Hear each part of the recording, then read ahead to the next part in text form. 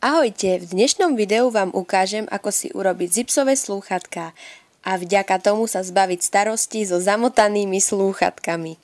Dúfam, že sa vám video bude páčiť.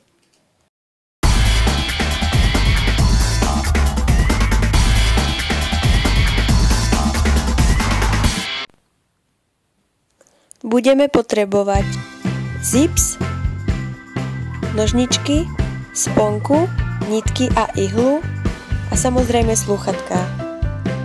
Najskôr si navlečím ihlu. Na konci nitky urobím 2 uzle. Zips rozopnem a otočím na zadnú stranu. Priložím kábel zo slúchadka na bielu látku. Potom bielu látku prehnem na poli, sponkou si dočasne pripnem zips o slúchadká, tak aby sa mi lepšie šilo. A začnem obšívať v rovnom smere tak, aby som nepichla do kábla. Obšívam obidva káble slúchadiel.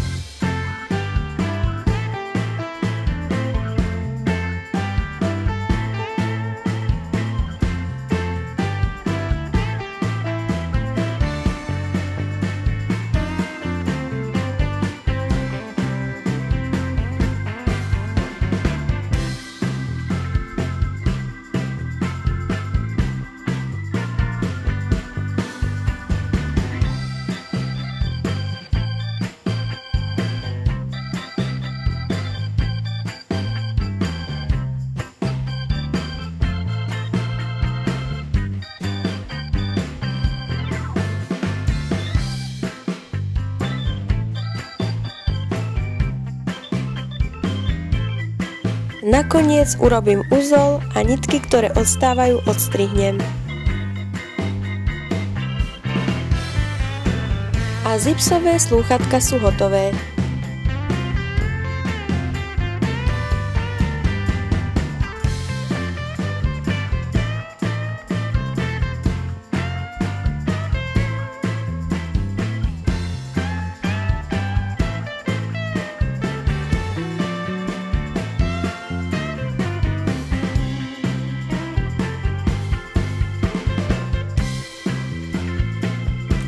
Ďakujem, že ste si moje video pozreli do konca a teším sa na vás pri ďalšom videu.